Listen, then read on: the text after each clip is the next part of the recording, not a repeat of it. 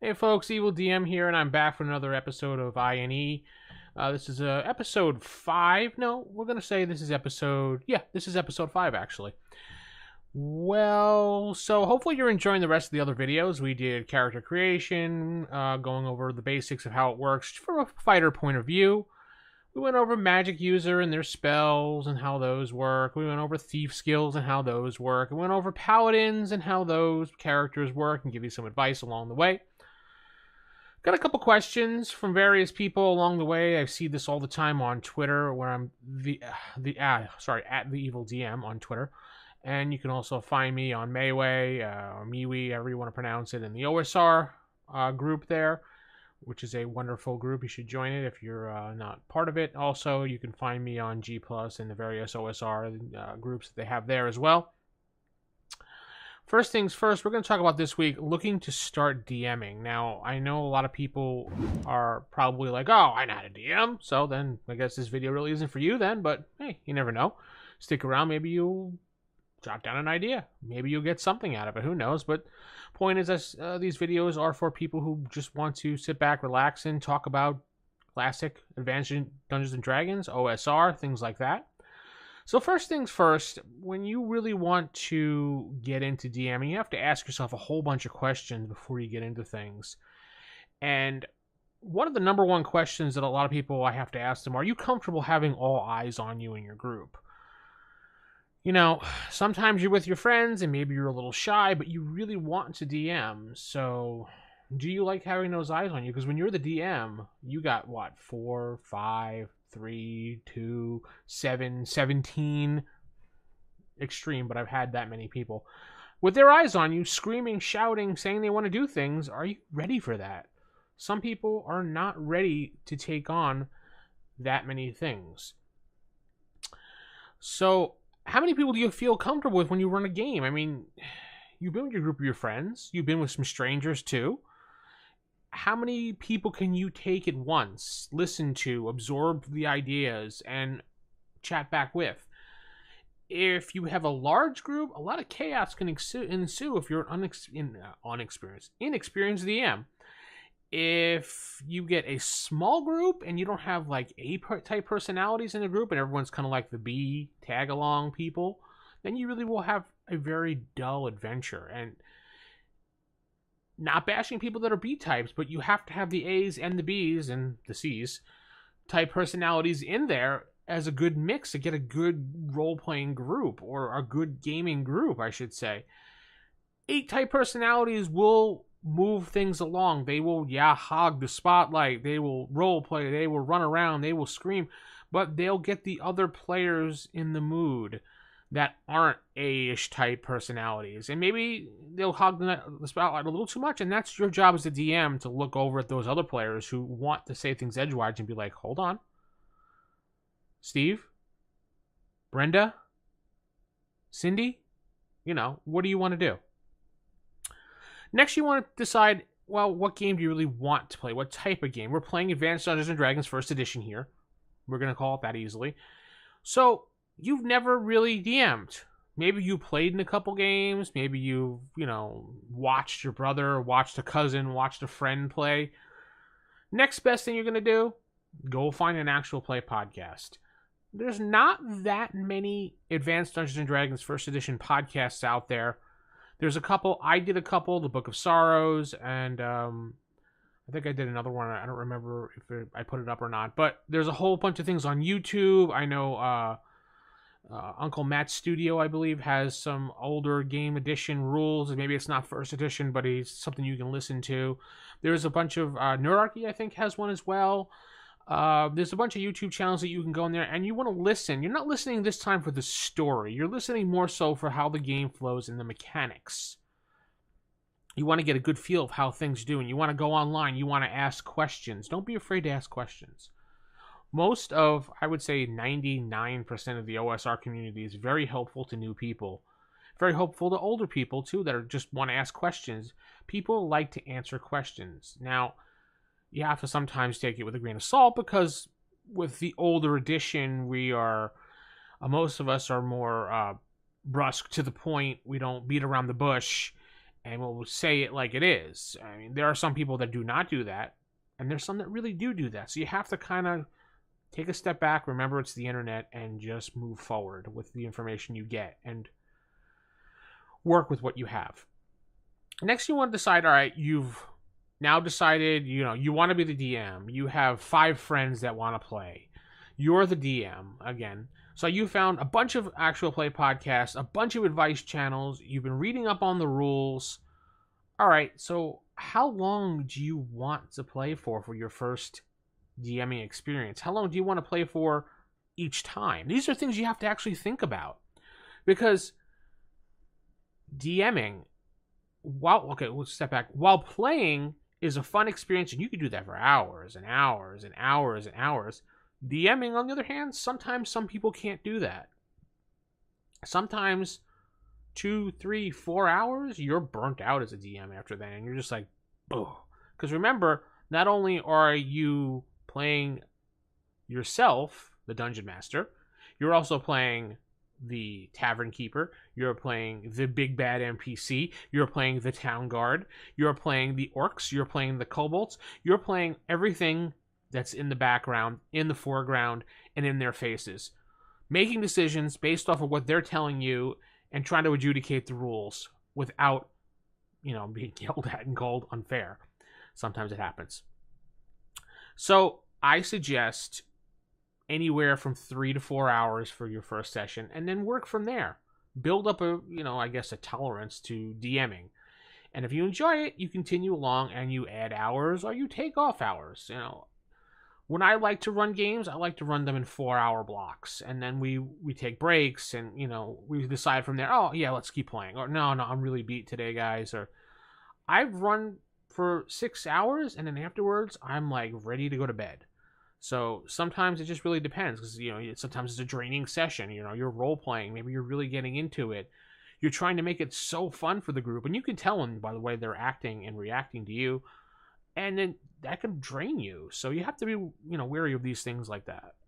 So just try to shoot for anywhere from like 3 to 4 hours, and minus an ad depending on what you feel at the end. Ask your group. 4 hours, that cool, guys? All right, cool. No, oh, Joe can't play. Oh, Tony? No. Oh, okay, fine. Things like that. So then you want to know, okay, so we got the day, we got the time, we're going to play for a couple hours. Now you have to decide, are you going to play something prepared, or are you going to make something of your own? Prepared, great. Tons of material out there in the OSR, even TSR old AD&D 1 modules. The OSR ones are probably easier to read and comprehend and play because they're made by the actual players as opposed to the original designers back in the 80s. So to me, the OSR modules read a little... Maybe I should say it flows better and sometimes reads better than the original modules. I don't know. It's just my standpoint of view of it. You have to decide on your own. But the point is, there's plenty of advice out there. You can Google the module. If you find, X1, B4, and you search the unknown, anything, any module, you can start, Google it. Even the OSR modules, Google those modules, and you can see what people have to say about it, what advice they gave, what parts they had trouble with. If you have a certain part of the module you have trouble with, you're like, I don't understand. How do these orcs attack these players over here when they're over here, but you want to get them over here? You can, look in certain forums, go on to Discord OSR, or go on to Tanker's Tavern, for example, and go, ask people. Go on Facebook, look for the Advanced Dungeons & Dragons First Edition group. Go on Mayway. Ask. Say, I have this module here, and I'm a little confused about how this works. There's tons of information out there. You could probably Google and find a blog about the module you're looking at, too. A lot of times people do reviews of the OSR material and the old modules, so you'll get to see what they have to say. And at least it's something for you to work with. Maybe a different point of view, a different way it's said will click in your mind if you're having trouble. Even if you're not, it just gives you a good idea to read ahead, to see what other people have experienced. So you can be like, oh, my group might do that. I'm going to keep that in mind for that's option A or option B. Now, Homebrew. That's basically, there's a lot of work that goes into that. New DMs, if you're ready to tackle that, awesome. I would suggest maybe getting someone to help you with that. But if you're going to run Homebrew, I would suggest taking an established setting and just making an adventure in that established setting, like Greyhawk or Forgotten Realms, Dragonlance, Ravenloft. If you want to go second edition, but we're first edition, you can still play first, second, same thing. Reason why I say take a campaign setting so you don't have to be burdened down with actually coming up with all this flavor and information for the background, because it's a lot of work for a new person. It's a lot of work for an experienced person too. That's why a lot of people will just say, okay, we're going to be in Greyhawk. So you don't have to worry about a map. You don't have to worry about deities. You don't have to worry about a lot of NPCs and everything like that.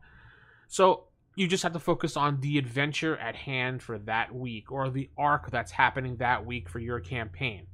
That's all you need to focus on.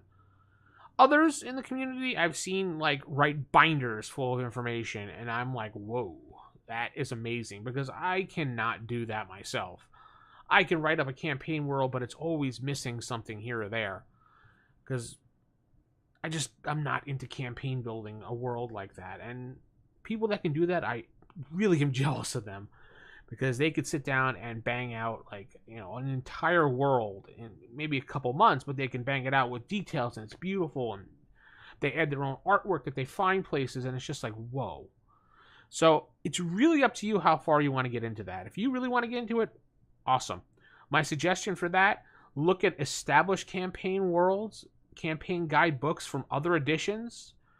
Look at the Greyhawk Adventures or the Dragonlance Adventures book for first edition, or if you want to go more new school because the layout's a little bit different there and it's a little bit more formatted, go into third edition or maybe in fourth edition, look at their campaign guides, or look at Paizo's Pathfinder. They have a great campaign books with great art in them, and it's just, you're not looking at it for use.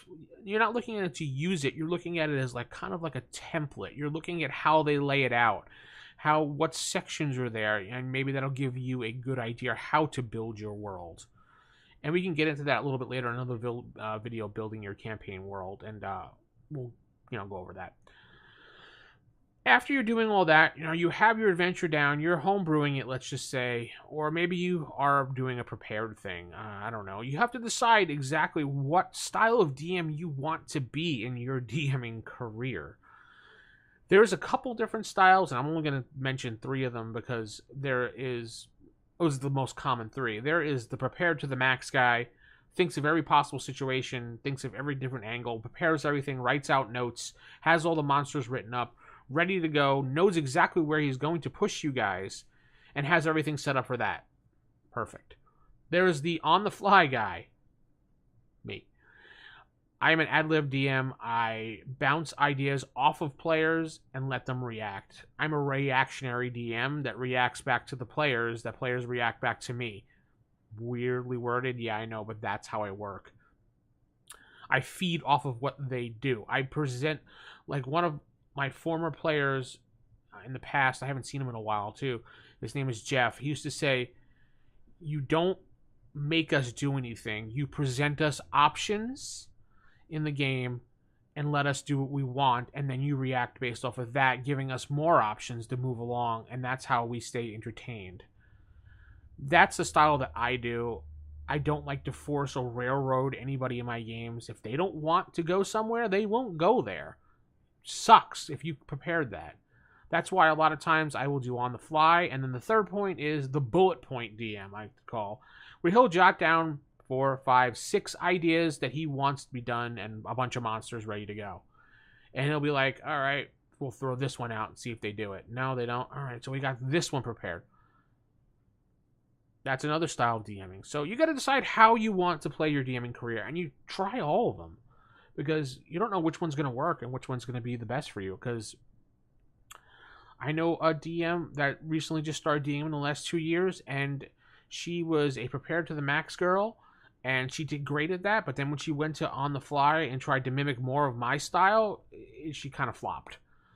And I didn't say this, but I said to her mostly, well, how did you feel after? She's like, well, I had a little trouble. Well, then maybe you should go back to preparing. And she's like, yeah, you're right. I just wanted to try it and see if I could do it. You know, at least she admitted it. And there was no embarrassment. This was on the side, and we talked about it because she was watching me, and she learned playing in my group. So, you know, things happen, and you talk. Kind of like a mentor-mentee thing, but not really. Anyway. Now you're probably saying, okay, we got all that stuff out of the way. I'm starting to learn and everything. What books do I need? We forgot to go over that. Oh my God. No, we didn't, because I left it towards the end. What books do I need? Well, that's simple. You only need like 3 books. And those 3 books are actually, I don't have the third one here because I thought I did, but I don't. You need the Player's Handbook, you need the Dungeon Master's Guide, and you need the Monster Manual 1, and maybe Monster Manual 2. And if you want Fiend Folio, it's up to you what you want to do. But I would suggest the core 3 books, and that's it. And you want to read them all cover to cover at least once, so you at least know the rules. The DM's Guide, you may want to go over a few more times. Some information in there is pretty useful, and sometimes it's very confusing. Also, it wouldn't be right if I didn't mention this, because it's a really good resource for new people, Osric. Now, you can find Osric by going to Google and typing Osric RPG, and it'll be the first site coming up. It's a free download. It's the original OSR clone, Advanced Dungeons & Dragons clone. The author's intent was to try to clear up things that Gygax had moved around and left confusing or open-ended. They tried to clear things up, reorganize it, make it simpler for people trying to get into things that wanted to check out it and didn't have the money to buy the books at the time. Also, it was the first gateway for almost every OSR clone to use, because you can't copyright mechanics. You can only copyright intellectual property, words, things like that. So it's kind of like the grandfather of all OSR, the daddy of OSR. However you want to put it, it gets recognized. So go ahead, go check that out. It's a free download, and you can print it out. I think there's also printed copies on Lulu Press, and I think there was a Kickstarter for another edition of the book itself. I'm not quite sure. Wasn't keeping up. I mostly just stick with the original core books, because that's how I learned to play. That's what I like. I'm trying to keep it true Gygaxian. Not that this isn't Gygaxian. Not my type of clone. Nothing against them. I'm recommending it. So go ahead and go over and check them out at the Osric RPG site. Also, we're going to go one last thing here, or actually 2 last things here. What modules should you get? I can't really tell you that. I can't give you advice on that one. That's really up to you. I'm not a module person. I don't run modules. I've read modules. I can't play modules because I feel modules are too restricting to me, too railroady to me. I like to do things a certain way, and modules, I feel, restrict my method of DMing. I've been doing this for close to 30 years now. And yeah, I'm old. And I've never really done a module. I tried to do them in the past. I can't. I've tried to do. I can say that I have followed loosely some OSR modules, but I always wind up going off the path and going off to left field, right field, because I get bored. And when I see players get bored, or I think players are getting bored, I react and make them react to the situation so they're having fun, because I don't like anybody not having fun. So my best bet for that is go to the OSR community and ask what is one of the good modules that would work. Go check out Old Man Grognard. He's done a lot of reviews on YouTube. Just Google Old Man Grognard. And Glenn Hallstrom, DM Glenn from Thackless Hammer. He will give you all the information you need from the reviews of all the OSR modules and the books and everything. And he's a good resource. He's really done some in-depth reading on there. So, check him out. Last and the least, you're hosting. Should you provide snacks, dice, pencils, and paper? It's really up to you. I would suggest doing something. It's always, the whole house host proper etiquette thing. Maybe some soda or something, or, water or something like that. Or maybe you tell everybody, hey guys, we're going to be getting pizza tonight. Make sure to bring cash if you want something. Whatever. Pencils and paper, I would suggest having pencils and paper just in case. Spare dice, yeah, it's your home. People do run out of the house and forget. So I would have a spare set of dice that you don't use because, don't touch my dice, that people can use on their own. Anyway, hopefully this has been informative for you. Hopefully you've learned something here. Maybe you've taken something away here. And this is really just a video to show you some things to think about when you're starting to DM, or maybe you are a longtime player that has never DM'd. Maybe you're a new player. Hopefully this has helped you. Send me an email if you can, or a comment below. Like, subscribe, share the video around, and let people know more about the channel. Keep it original, keep it old school, and good night, everybody.